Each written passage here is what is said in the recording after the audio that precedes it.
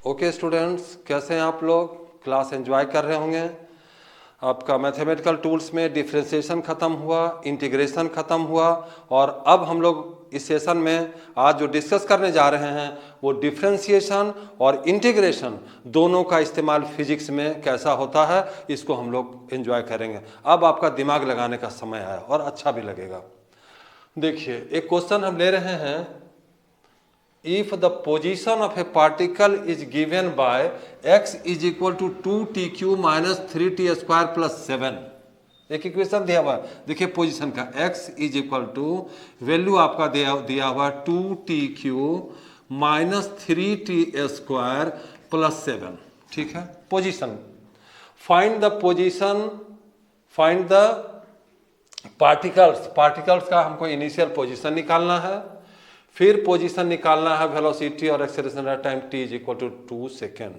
एक बात इसको बताने के पहले जरा सा मैं एक चीज इंडिकेट कर दूं कि जब कभी वेलोसिटी निकालना रहेगा तो सिंपल फार्मूला यूज करते हैं dy बाई डी टी। हाँ, चूंकि x है तो कोई बात नहीं, तो x यूज करेंगे तो dx बाई डी टी, और अगर एक्सेलरेशन निकालना है तो d भी अपॉन डी टी। इससे ज़्यादा का ज़रूरत आपको पूरे वन डायमेंशन जो अब हम लोग आगे काइनेमेटिक्स करेंगे उसमें ज़रूरत नहीं पड़ता है। सिंपल सा बात है, वेलोसिटी होगा, वैसे भी आप जानते हैं कि डिस्प्लेसमेंट बाय टाइम होता है, और एक्सेलरेशन जानते हैं वेलोसिटी रेट ऑफ चेंज। ये चेंज है तो change in velocity with the time interval. बस दो फार्मूला याद करना, कहीं पजलिंग नहीं है। जो बायोलॉजी के स्टूडेंट्स हैं, जो नीट मेडिकल की तैयारी कर रहे हैं, उनको मैं विशेष रूप से बताना चाहूँगा कि इसका इस्तेमाल बहुत होना है। मैथ में सर बहुत नहीं जानते हैं, बहुत दिक्कत लगता है पता नहीं कहाँ क्या करेंगे। कुछ नहीं करना, बस ये दो चीज़ याद रखना है, इसी का एप्लीकेशन होगा और इससे ज़्यादा का हमको ज़रूरत नहीं है। चलिए शुरू करते हैं। x इज इक्वल टू दिया हुआ 2tq minus 3t square plus 7। इस्तेमाल किसका हो रहा है? मांग क्या रहा है? पोजिशन वेलोसिटी डिफ्रेंसिएशन इसमें होगा, क्योंकि वेलोसिटी डिफरेंशिएशन से निकलेगा। पहला काम करता है कि ठीक है जी, हमको जरा बताइए कि इनिशियल पोजीशन क्या है। इनिशियल पोजीशन क्वेश्चन में पूछ रहा है, तो सर इनिशियल पोजीशन समझ में नहीं आ रहा है, क्या मतलब है? शुरुआत जहां से आप स्टार्ट कर रहे हैं तो स्टार्ट कहां से करेंगे? t इक्वल टू 0, टाइम का शुरू जहां से आपने स्टार्टिंग किया, तो चलिए t इज इक्वल टू 0 से स्टार्ट किए, तो यहां पर हम लोग पुट करेंगे x की जगह मान लीजिए इसके वैल्यू को हमने x नोट कर दिया। अब जरा देखेंगे 2 इंटू 0, t का वैल्यू रखेगा 0, क्या हो गया 0, माइनस 3 इसका वैल्यू रखे तो क्या हो जाएगा 0, अब प्लस 7। तब इसमें क्या आ गया मेरा आंसर? ये 0 तो बचा 7। अगर इसका यूनिट दिया रहे, ध्यान दीजिएगा फिजिक्स में यूनिट का बहुत वैल्यू है। सर न मीटर नज़र आता है, न सेंटीमीटर नज़र आता है, न सेकेंड नज़र आता है, और हमको पोजीशन लिखना, हम क्या लिखेंगे? मीटर लिखें, सेंटीमीटर में लिखें, करें क्या? अगर दिया हुआ रहेगा तो ठीक है, यहाँ सेकेंड ये दिया हुआ है, लेकिन तब हम इसमें क्या करेंगे? सपोज कीजिए कि हम यहाँ पे मेंशन कर देते हैं कि x इन मीटर, तब काम बन जाता, क्या हो जाएगा? ये 7 मीटर। अगर नहीं होता तब क्या करते सर? तब हम कुछ नहीं करते, 7 यूनिट लिखते केवल। अब जो भी यूनिट होगा उसको समझना है। तो अभी हम लोग क्या कर रहे हैं? केवल 7 मीटर यहाँ पर हमने इसका वैल्यू दिया। दूसरी बात, इनिशियल पोजीशन आपको आ गया, इस पोर्शन का आंसर आपने जान लिया। फिर दोबारा पोजीशन मांग रहा है, कहता है कि position at time t is equal to 2 second. ये पोजीशन को एक्सप्रेशन कर रहा है, तो पोजीशन जब दोबारा दे रहा है तो फिर हम निकालेंगे पुट x। कब निकालना है आपका? x eight 2। नोटेशन कोई जरूरी नहीं कि आप x2 दीजिए, आप केवल x भी दे सकते हैं। तो इसकी वैल्यू पोजीशन क्या है? तो t is equal to 2 into, इसके अगर 2 वैल्यू देंगे तो 2 to the power 3 minus 3 into क्या होगा? t का स्क्वायर, तो 2 का स्क्वायर प्लस 7। इसको जरा हम लोग सिंप्लीफाई कर लेते हैं। सिंप्लीफिकेशन करेंगे तो क्या रहा आपका? चलते हैं इधर ही आगे बढ़ते हैं। 2 8 तो यहाँ पर हो गया, 8 इंटू 2 16, ठीक है जी, माइनस 4 3 जा 12 प्लस 7। कितना आ रहा है ये वैल्यू? 23 माइनस कितना? 12, क्या होगा? 11 मीटर। कोई कठिन नहीं था, पोजीशन हम लोग निकाले। इसका मतलब है कि अब हम लोग को कभी भी पोजीशन निकालना रहेगा, अगर इक्वेशन है तो we can easily find out. एक क्वेश्चन अगर आप समझते हैं क्लियर तो बाकी सब कुछ समझ जाते हैं। जैसे नहीं कहते हैं चावल का एक दाने से पता लग जाता है कि क्या कंडीशन है, चावल बना है या नहीं, उसी तरह से यहाँ पे एक क्वेश्चन को ठीक से इसके सारे एस्पेक्ट को अगर आप समझ लिए तो फिर सारे क्वेश्चन बनने लगेंगे। दूसरी बात, पोजीशन आ गया, वेलोसिटी चाहिए इसको, वेलोसिटी आइए वेलोसिटी की बात करते हैं। वेलोसिटी आपको फार्मूला दिख रहा है कि सर dx/dt होता है, ये तो हम लोग को आता ही है। तो d और dt, और जरा सा आ जाइए डिफ्रेंशिएशन में, x का वैल्यू कितना दिया हुआ 2t³ माइनस 3t² प्लस 7, क्योंकि हम पहला क्लास हो चुका। अब इसको तोड़ कर नहीं बताएं कि 7 का कैसे निकालेंगे, डायरेक्ट करेंगे। तो ये हो जाएगा 3 और इंटू 2 6t² माइनस, ठीक है, यहाँ पर क्या हो जाएगा आपका 3 2, यहाँ भी हो जाएगा 6t, राइट 6t, और इधर तो 0 हो जाएगा, ये वैल्यू आ गया। लेकिन क्या कर रहा है, वेलोसिटी निकालिए कब, एट t = 2 सेकेंड। तो हम लोग दे देते हैं v2 का वैल्यू देते हैं और फिर निकाल कर देखते हैं कितना होगा। तो 6 × 2² माइनस 6 × 2 इज इक्वल टू जो हमको दिखता है 4 6 24 माइनस कितना 12 इज इक्वल टू क्या आ गया सर, ये 12 मीटर पर सेकेंड। किसका वैल्यू निकाले आप, वेलोसिटी। पहले तो वेलोसिटी का एक्सप्रेशन निकाले आप। यहाँ सोचिएगा सर इसमें वेलोसिटी नहीं निकलेगा, नहीं निकलेगा, आपको डायरेक्ट नहीं होगा, पर डिफ्रेंशिएट करना पड़ेगा।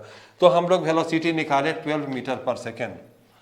अब एक चीज और नोट वाली, velocity we require to calculate the value of acceleration also, ये भी निकालना है, फिर यहाँ पहुंचेंगे। वेलोसिटी मालूम है, चलिए यहाँ पे हम लोग करते हैं। वेलोसिटी मालूम है, कितना है वेलोसिटी, यहाँ तो दिया हुआ एक्सप्रेशन क्या है, 6t² माइनस 60। एक्सेलरेशन मालूम हम लोग को है dv/dt, अच्छी बात है। तो dv की वैल्यू रखेंगे 6t² माइनस 60 और अपॉन dt, कितना आएगा value 6 × 2t minus 6 is equal to 12t minus 6। Acceleration आ गया। लेकिन सर ये एक्सेलरेशन आपका वैल्यू मांग, यहाँ क्या कर रहा है, t का 2 सेकेंड पर फाइंड आउट कीजिए। तो पुट क्या करेंगे, t इज इक्वल टू कितना 2 सेकेंड, जैसे 2 पुट कीजिएगा, a का वैल्यू आ गया कितना आ गया 12 × 2 minus 6 is equal to 24 minus 6 is equal to कितना होगा 18 मीटर पर सेकेंड स्क्वायर। ये हमने यूनिट दिया। ये सवाल बड़ा छोटा सा नज़र आता है, लेकिन ये सारा पोल आपका डिफ्रेंशिएशन का खोल देता है कि फिजिक्स में कैसे इस्तेमाल किए।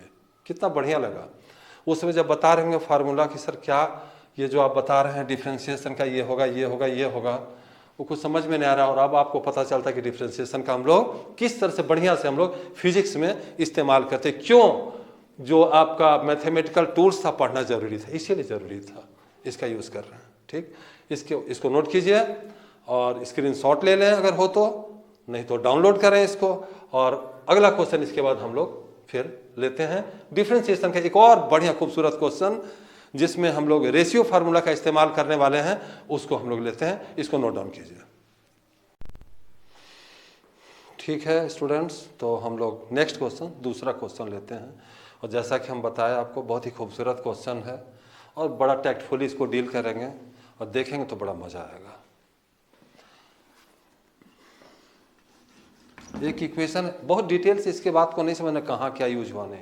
Position of a simple harmonic motion y is equal to a sin ω_t + phi, एक इक्वेशन है दिया हुआ, एक इक्वेशन है दिया हुआ। ये पोजीशन को रिप्रेजेंट कर रहा है। जरा मैं बता दूं थोड़ा सा इसका आइडिया।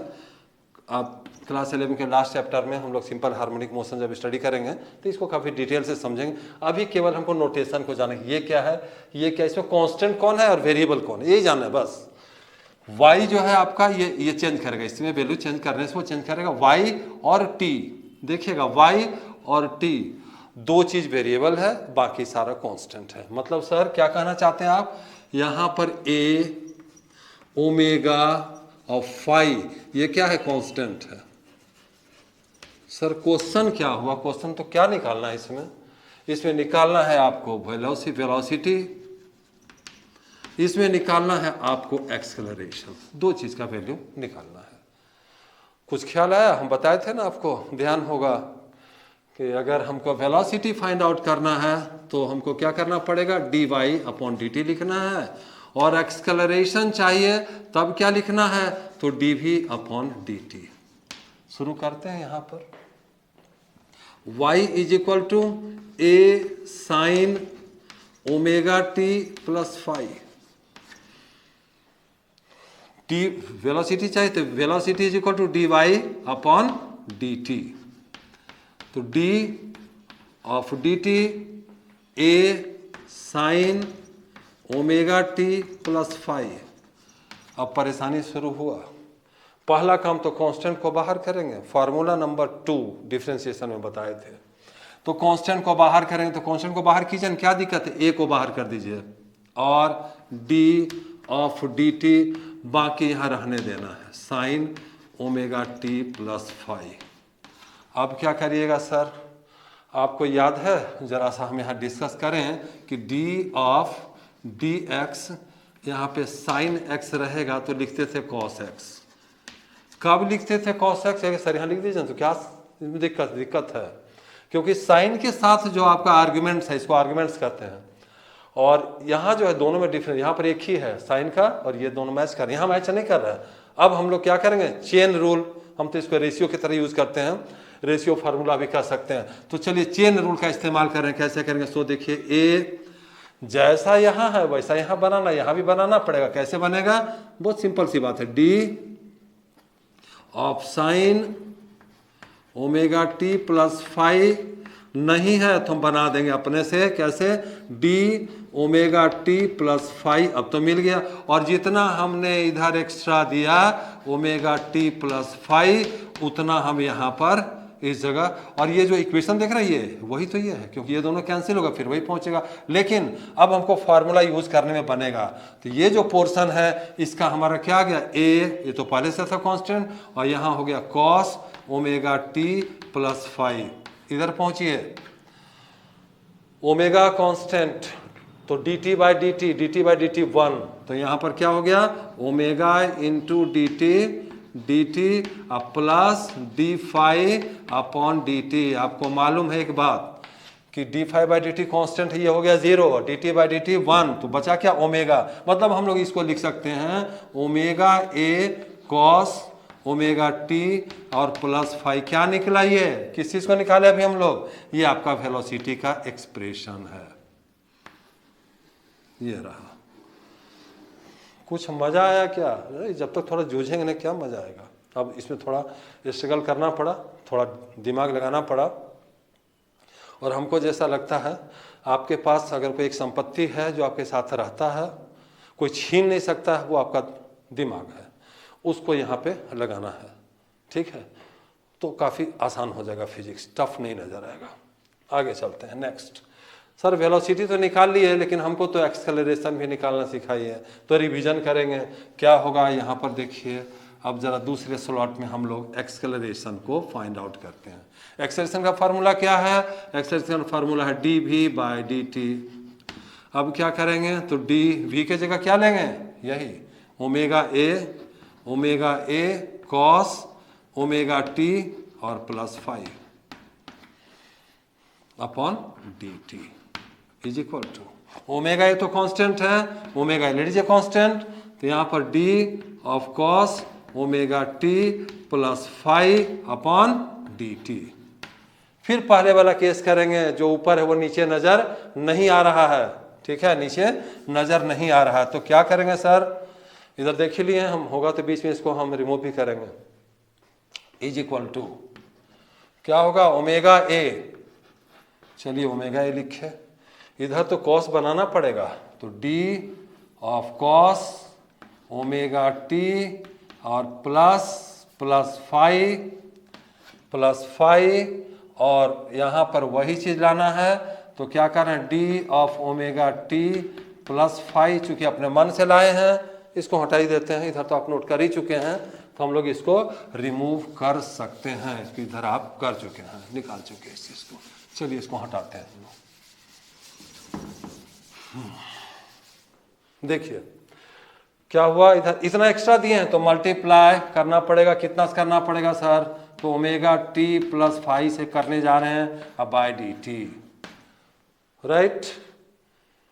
क्या होगा ये इज इक्वल टू, अब आप सामने देख ही रहे हैं, ओमेगा ए डी ऑफ ये माइनस साइन हो गया इसका value, minus sign omega T और प्लस फाई। इधर का क्या होगा सर, अभी बताए थे, अभी यूज किया ओमेगा कांस्टेंट बाहर, डी टी 1 केवल ओमेगा आएगा। जब ये ओमेगा आ गया तो कंप्लीट मेरा हो गया omega square a with negative sign, minus है, देख रहे हैं माइनस है, ठीक है, ओमेगा स्क्वायर ए, और यहां पर आ गया आपका sine omega t plus phi. किस चीज का वैल्यू है ये एक्सलरेशन का वैल्यू आपने निकाला, ठीक है। ये आपका डिफरेंशिएशन कंप्लीट, लेकिन थोड़ा सा नजर आ रहा है, यहाँ देखिए y is equal to a sine omega t plus five. Sir a sine omega t plus five हटा दीजिए ना, y की जगह थोड़ा अच्छा लगेगा, तो a इज इक्वल टू हम लोग लिख सकते हैं क्या, माइनस ओमेगा स्क्वायर और इसके जगह y। ये एक्सप्रेशन बड़ा ही इंपॉर्टेंट है, कभी कभी प्रूफ करने के लिए भी पूछता है, और इसका यूटिलिटी तो बहुत बेहद खास है। समझ गए आप लोग।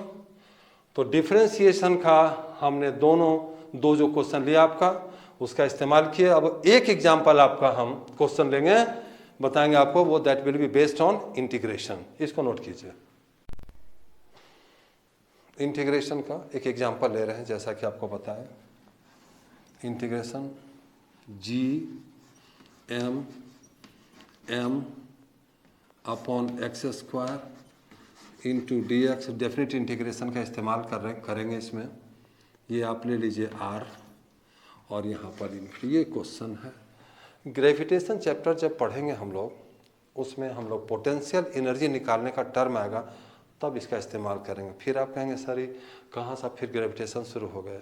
भाई नहीं बात करना है, केवल हमको एक आइडिया दे के आगे आएगा, जिससे कम से कम ये तो सोचिए है क्या चीज़, जी कांस्टेंट, मास ये भी कांस्टेंट, ये भी किसी चीज़ का मास है कांस्टेंट।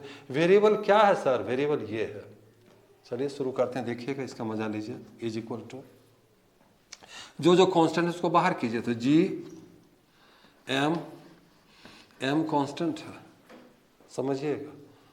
इसको कांस्टेंट को हमने क्या किया, बाहर कर दिया, और यहाँ पर साइन ऑफ इंटीग्रेशन आर और infinity 1/x square into d x. Clear है, ये आसान, कोई भी विशेष काम तो हुआ नहीं। Is equal to G M 1/x square, by चलता नहीं, यहाँ पर पावर चलता है, बाय नहीं। तब क्या करेंगे, sign of integration x to the power -2 into d x, ये होगा, ठीक है। Is equal to G M value R, value infinity. Sir इसका इंटीग्रेशन अभी तो बताए भाई, क्या हो जाएगा, x पर -2 + 1 अपॉन -2 + 1, और इसको इस घेरे के अंदर लेंगे, इस घेरे के अंदर लेंगे, और ऊपर यहाँ इन्फिनिटी और यहाँ पर r। Is equal to G M देखिए रहे यहाँ पे जी एम, और ये x टू दी पावर, यहाँ पर क्या होगा, -2 + 1 तो -1, x पर पावर -1 मतलब ये, और अपॉन -1 इधर, फिर बंद किए, यहाँ पर इन्फिनिटी और यहाँ r। Is equal to G M 1/x -1/x, और यहाँ पर ये इन्फिनिटी और r। अब आपका काम, माइनस को क्यों रखना है यहाँ, परेशान करेगा, बाहर कीजिए। तो जी एम क्या कहे थे, पहले इसका वैल्यू दीजिए, पहले इसका वैल्यू को देना है। जब इसके वैल्यू को पुट करेंगे तो अब आएगा 1/∞ अपर लिमिट, फिर -1 अपॉन लोअर लिमिट r। आप जानते ही हैं 1/∞ 0 होता है, ठीक है, और 1/0 इन्फिनिटी होता है, जस्ट उल्टा। तो ये आपका कितना आ गया, minus G M M into ये तो 0 माइनस, तो ये फिर माइनस 1/r। कंप्लीट इक्वेशन क्या हो गया, माइनस माइनस प्लस, तो G M M upon R. ये इंटीग्रेशन होकर हमारा रिजल्ट आया, जो कि रिजल्ट को पूछ रहा था कि इसका क्या वैल्यू होगा। मतलब इसका वैल्यू क्या आया, मेरा रिजल्ट क्या रहा है, G M M upon R. ठीक है, इंटीग्रेशन समझ गए, डिफ्रेंशिएशन बता ही चुके। इस सेशन में आपने दोनों का यूज फिजिक्स में देखा। इसी के साथ हमारा ये जो क्लास ख़त्म होता है, लेकिन फिर रिक्वेस्ट दोबारा आपसे कि ज़्यादा से ज़्यादा शेयर करना है, खुद समझें और दूसरे सबों को, अपने जो फ्रेंड्स हैं उनको भी समझने का मौका दें, अवसर दें, सबको शेयर करें और सब्सक्राइब करने के लिए आप उत्सुक रहें। थोड़ा उसको कहें कि भाई तुम लोग इसको सब्सक्राइब भी करो, जिससे हम, मेरा जो मनोबल है, ठीक है, मेरा जो आत्मविश्वास है वो थोड़ा और मजबूत बने। इसी ख्याल से हम अभी का क्लास ख़त्म करते हैं और नेक्स्ट फिर हम लोग मिलते हैं दूसरे क्लास में। ठीक है।